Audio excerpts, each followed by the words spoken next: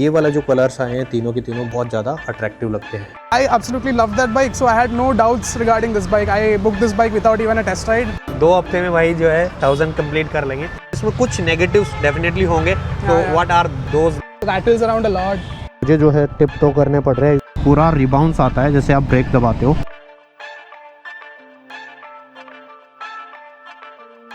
So hey guys, welcome back to the channel once again. और अभी हम आ गए हैं भाई ट्रैम्प के शोरूम पे, और यहाँ पर जो है नए वाली स्क्रैम्बलर 400 XC वेरिएंट जो आया वो आ चुका है। और ये देख लीजिए, कलर्स अभी फ़िलहाल के लिए 1 कलर अवेलेबल है वाइट कलर में।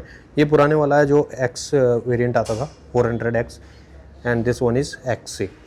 तो अभी इसका एक क्विक वॉक अराउंड दे देता हूँ मैं, क्या चेंजेस है, क्या नहीं है, क्या नई चीज़ें आई हैं, और is it really worth buying this motorcycle over then that one.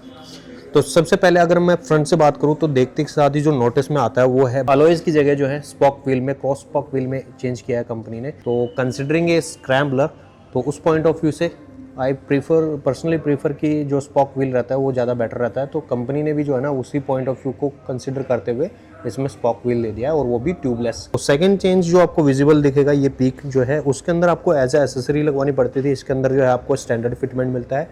Same जो है ये वाइज़र आपको इसमें स्टैंडर्ड फिटमेंट मिलता है, उसके अंदर जो है एसेसरीज में आपको लगवाना पड़ता था। एंड नकल कार जो है आपको स्टैंडर्ड मिलते हैं, इसमें भी उसके अंदर भी दोनों के अंदर ही आपको ये वाला जो कलर्स आए हैं तीनों के तीनों, ब्लैक हो, वाइट हो या येलो हो, वो बहुत ज़्यादा अट्रैक्टिव लगते हैं। नेक्स्ट जो चेंज है वो, अगर मैं यहाँ पे आऊँ, यहाँ पे आपको इंजन गार्ड मिल जाता है एज अ स्टैंडर्ड फिटमेंट। यहाँ पे आपको देखने को कोई नहीं मिलेगा, ये आपको एसेसरी में लगाना पड़ेगा। और दो लेग गार्ड जो है यहाँ पे आपको मिल जाता है, और इसमें भी वो स्टैंडर्ड फिटमेंट रहने वाला है। फेस प्लेट भी जो है आपको इसमें भी स्टैंडर्ड फिटमेंट मिलेगी, और इसके अंदर भी। तो दोनों के अंदर जो है ये मोटे मोटे चेंजेस जो मैंने आपको बताए ये आपको मिलेंगे। एंड यहाँ थोड़ा सा पीछे अगर आ जाएंगे तो आप इसमें देखोगे कि ये पूरा पोर्शन जो है ना इसके अंदर ब्लैक दिया हुआ है भाई, ये भी ब्लैक है। लेकिन जो पुराना वाला वेरिएंट है उसके अंदर ये आपको मैट ग्रे फिनिश में मिलता है यहाँ पे, और यहाँ पे भी मैट ग्रे फिनिश में मिलता है। तो ये थे कुछ एस्थेटिक पॉइंट्स जो इस बाइक में चेंज किए हैं कंपनी ने। ऑल्दो यहाँ सीट में भी जो है चेंजेस हैं, जो कलर है ये थोड़ा सा ब्राउनिश है, और यहाँ पे आपको ब्लैक कलर मिलता है, वो ब्लैक खड़ी है, उसके अंदर भी देखो ब्राउन कलर का सीट मिलता है। बाकी जो टायर की प्रोफाइल है वो सेम ही है दोनों के अंदर, कोई ज़्यादा उसके अंदर चेंजेस नहीं है। एंड एक जो है बैजिंग यहाँ पे XC जो है एड ऑन हो गया है इसके और उसके कंपैरिजन में। तो ये थे कुछ मोटे मोटे चेंजेस कंपनी की तरफ से इस वेरिएंट के अंदर किए गए हैं। तो कमेंट के सेक्शन में बताइए कि आपको कौन सा वाला जो है वेरिएंट इन दोनों में ज़्यादा अच्छा लग रहा है। और अब बात करते हैं भाई प्राइसिंग की। तो प्राइसिंग में इस दोनों के अंदर जो मोटा मोटा फ़र्क है वो 27,000 का है। ये कॉस्ट करती है 2.94 एक्स शोरूम, और ये वाली कॉस्ट करती है 2.67 एक्स शोरूम। तो लगभग ऑन रोड जो है ये दिल्ली में आपको 3.49 3.5 के आसपास जो है ऑन रोड जाएगी। तो ये था इसका एक छोटा सा क्विक वॉक अराउंड। तो अभी चलते हैं, एक बार हमें यहाँ पे मिले हैं एक भाई जिन्होंने ऑलरेडी इस बाइक को परचेज किया है, तो उनका क्या फीडबैक है वो भी एक बार ले लेते हैं बाइक को लेके, कितना उन्होंने चला लिया है, कैसा है उनका रिव्यू। तो वो एक ओनरशिप रिव्यू भी मैं आपको इस वीडियो में देने वाला हूँ। तो लेट्स गो। तो गाइस अभी हमारे साथ अभिजीत हैं। अभिजीत ने जो है रिसेंटली ये बाइक परचेज किया है, जो नया वाला XC आया है 400 वाइट कलर में, बहुत अच्छा लग रहा है, बहुत ब्यूटीफुल लग रहा है। अभी इन्होंने चेंज किया है एक्सपल्स से इसमें। तो ऑलरेडी इन्होंने आई गेस कितना आपने चला लिया अभी? I have ridden it around 500 kilometers. 500 kilometre. Yeah. तो एक छोटा सा इनसे रिव्यू ले लेते हैं, क्योंकि अभी तक जो है ना किसी के पास भी ये बाइक डिलीवरी नहीं हुआ है। तो मैंने जैसे भाई आए थे शोरूम पे, तो मैंने देखा तो सोचा कि इसका एक रिव्यू जो है इनसे ले लिया जाए। सो अभिजीत, आपका क्या फीडबैक है बाइक को लेके? अगर किसी को लेना है तो किसी को अपग्रेड करना है तो कुछ सजेशन आपकी तरफ से? I mean, like from me personally, coming from the Xpulse, this was a great upgrade because it's twice the horsepower. Even price-wise, it's around double the price.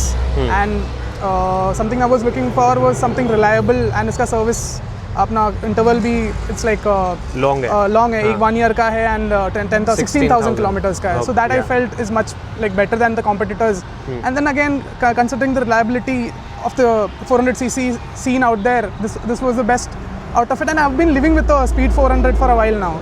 So I've ridden a Speed 400 for almost 2,000 kilometers. I practically owned it, like not pseudo owned it, and I absolutely loved that bike. So I had no doubts regarding this bike. I booked this bike without even a test ride. I've ridden the Scrambler before, and I've not felt much difference on this except for the handlebar height. The Okay. handlebar height is a bit higher on the XC compared to the X. Other Okay. than that, there's no other difference as such. So except why for the you wheels. choose this with the like spoke wheel? Why you don't go for the alloy? Quite honestly, I was never a big fan of the design of the alloys. If you look at the Speed 400, it has an interesting pattern, but the Scrambler had a very basic design, so it never attracted me much. Even though the bike looked amazing, the paint schemes looked amazing. It looked like a baby 1200. But then the moment you add these wheels, right, these cross-spoke wheels, instantly the bike looks like 10 times more premium. Like I parked it next to a 1250 GS yesterday, and then it just, the quality just looks of the rims. Of course I'm talking about the rims. The rims just look amazing, and that just elevates how good this bike looks in person. Okay. And that's all. It's not much different from the X. It's just mostly the like slight ergonomic change and the looks. The looks just 10 out of 10. That's all. Okay. So when did you purchase this bike और अभी तक क्या experience रहा है? So I got this bike delivered on Wednesday. Last Wednesday. अभी कितना दिन हो गया? It's been Almost a a week. Yeah. हाँ. So what I've been doing with this bike is commuting to work, and like my route to work is actually, there are a lot of broken patches. So you see that was my Xpulse actually. Okay. I got this exchange for the new one, and so I already have a benchmark of this Xpulse on that same route, and I also have the reference of the Speed 400 on that same route. So for my daily commute, I feel the suspension is really good. It's really well tuned.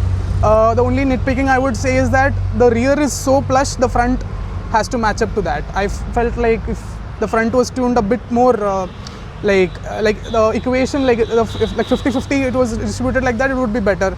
Other than that, I have no other complaints. The bike is stable. Like if you try to jump the bike, it's stable. You don't have to worry about the alloys cracking or braking when you do jumps. Right. And off-road, it gives you immense confidence to just plow through anything. You don't have to run the risk of like have the fear of cracking your alloys off-road. And one more thing that I'm confident in is, even if I bend these rims, I don't have to wait for a replacement. I could just go and get it fixed by any like person who can work on these rims. Right. So that's one advantage in my opinion. So अभी एक और question है मेरा, अभिजीत, आपने जैसा you have already ridden this Xpulse. Yeah, yeah. Now Xpulse 210 is also in the market. Yeah, I've ridden that as well. So why you don't go for that? I mean, it's not a logical upgrade, right? It's an incremental change. I know that the new Xpulse is a completely new bike from grounds up. Right. There's nothing common from the 200 to the 210. And I've ridden the bike. The bike is amazing. If anyone wants to get into adventure touring, and if you want it as your first bike, definitely 10 on 10, you can go for it. But then I was looking for something that I can upgrade, and also I was going through this transition to road bikes. Like I had this bike for almost 3.5 years, so now I wanted to go for something more road focused, as my commute started becoming more like rough roads plus highways. So on the So highways, main purpose is just for daily commuting. daily commuting as well as like long rides in between. So I am not like the whole purpose of getting this bike was not long touring. It as it is like. If that was the case, I would have gone for an ADV 390X, which is similarly priced. But considering the daily commute aspect of it, this is much more easier to move around in traffic, swerve around in traffic, move through gaps. Have you already taken the test ride of that 390X? Yeah. So what the difference? It's really good. It's really good, but it's just not for me. I wanted to go for something that is compact. Okay. So if you look, the ADV 390X has a big footprint. Like it has that tower, and it looks massive. I wanted something that looked compact, looked classy, and this white color was so good that I didn't think too much. Okay. Anji? कौन पता नहीं. Okay. So as of now, how many kilometers on the auto? I think I've done 500, sub 500, 480 or something I've done. Okay.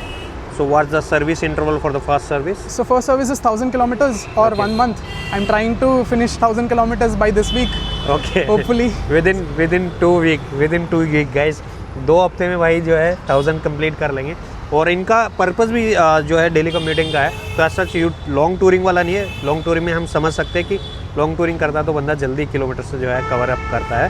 But एक और question, last question, कि are you satisfied with this product? Yeah, definitely. Like I absolutely love the way the rims look, and so I was actually satisfied with this platform. This Okay. platform is really good. I've been living with this platform for a long time, almost a year or so. So I've seen the maintenance, I've ridden it extensively. I've taken it touring. So this platform, this engine is something that is proven, at least for me. So that's how I got this bike even without a test ride.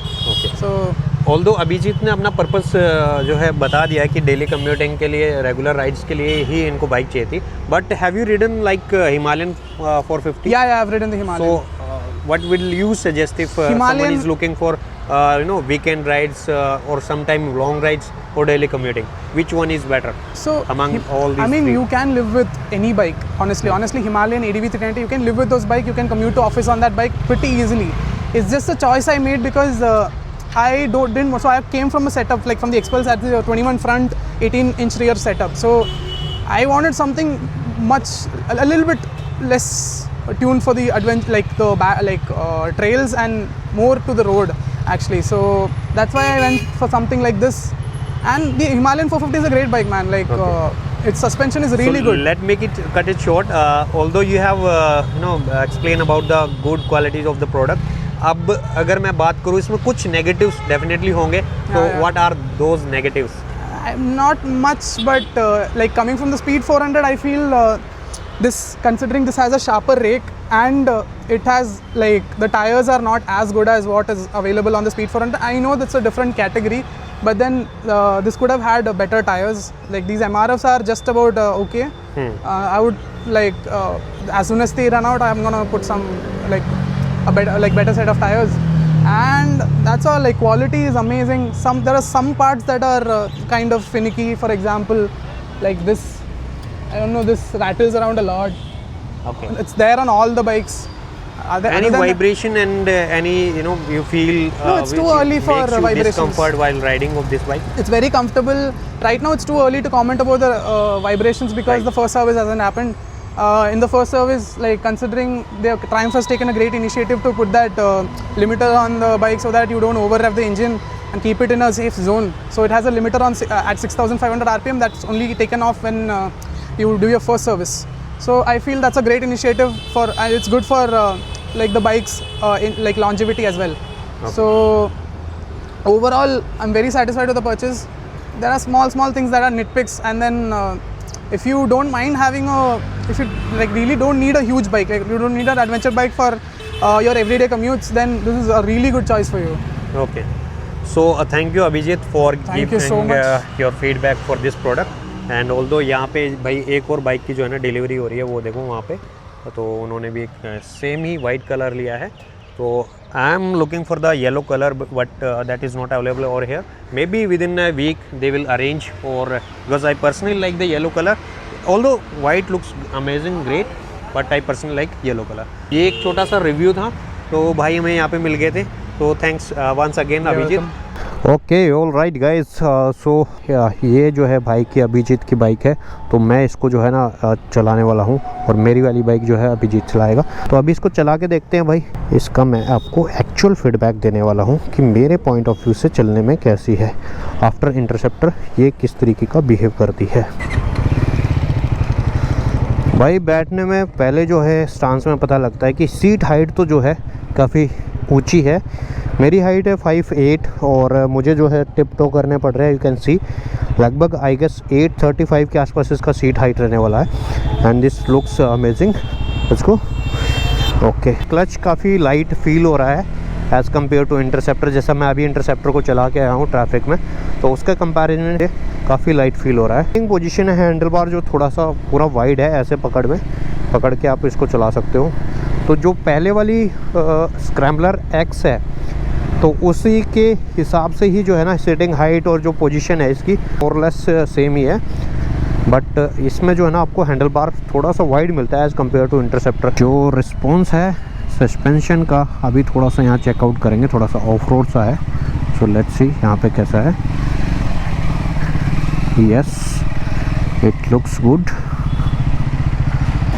Suspension travel जो है इसका same ही है जैसा पहले वाली का था, in fact tyre भी सेम है। जो रिम्स में चेंज किया गया है, ऑल्दो कंपनी का कहना है कि भाई ये जो है 5 किलो के आसपास जो है उसके कंपैरिजन में हैवियर है, बट आई डोंट थिंक कि हैवियर है। ये ज़्यादा मेरे को इजी लग रही है। जैसा मैंने मनीष की बाइक भी चलाई थी जो जिसके अंदर अलॉय व्हील लगे हुए हैं, तो अलॉय व्हील के कंपैरिजन में ये मुझे ज़्यादा चलाने में ईजी लग रही है। और ऑल्दो ये ट्रैफिक में चलाने के लिए ये बाइक बहुत इजी है। अगर आपको एक ऐसी स्क्रैबलर बाइक चाहिए तो आप इसको कंसिडर कर सकते हो कि जिसमें आप इससे डेली कम्यूटिंग तो कर ही सकते हो, साथ साथ जो है थोड़ी बहुत ऑफ रोडिंग भी कर सकते हो एंड लॉन्ग टूरिंग भी कर सकते हो। सीट जो है थोड़ी सी कुशनिंग मेरे को हार्ड फील हो रही है, तो उसमें कुछ काम किया जा सकता था। बाकी ट्रैफिक में मेरे को ऐसा कोई चलाने में दिक्कत नहीं आ रही और हीटिंग भी ऐसा फील नहीं हो रही, क्योंकि अभिजीत इसको काफ़ी टाइम से अभी चला के आया है, तो बाइक जो है ऑलरेडी गर्म थी, बट मुझे हीट ज़्यादा फील नहीं हो रही लेग्स पे। ये थोड़ा सा पैच है रफ भाई, इंटरसेप्टर के कंपैरिजन में तो उसका सस्पेंशन मक्खन है, उसका बड़ा हार्ड फील होता है। बाकी सही है, जैसे छोटे मोटे बम्प्स के लिए बिल्कुल परफेक्ट है, वीकेंड राइड के लिए परफेक्ट है, हल्की फुल्की ऑफ रोडिंग के लिए बिल्कुल परफेक्ट है, ट्रैफिक के लिए परफेक्ट है बाइक।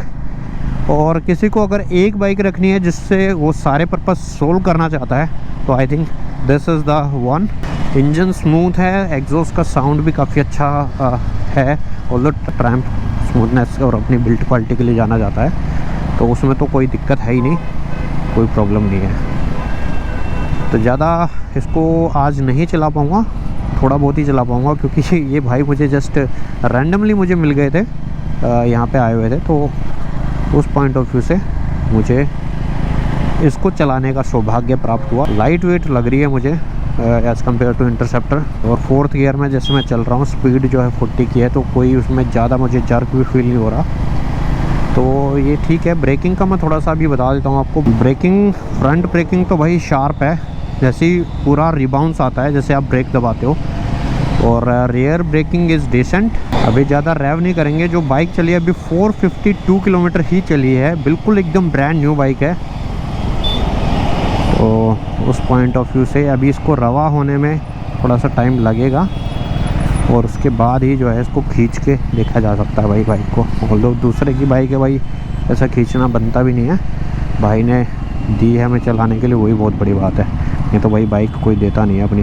तो कुल मिला के मैं कहूँगा कि भाई थम्स अप है बिल्कुल बाइक के लिए, बहुत बढ़िया, चलने में मज़ेदार है, you can go for it for a single bike. तो आई होप कि आपको वीडियो बहुत अच्छा लगा होगा। अच्छा लगा तो लाइक कर दीजिए, शेयर कर दीजिए और कमेंट कर दीजिए। अगर आपको कोई भी क्वेरी है तो आप मुझे कमेंट सेक्शन में पूछ सकते हो। Thank you for watching this vlog.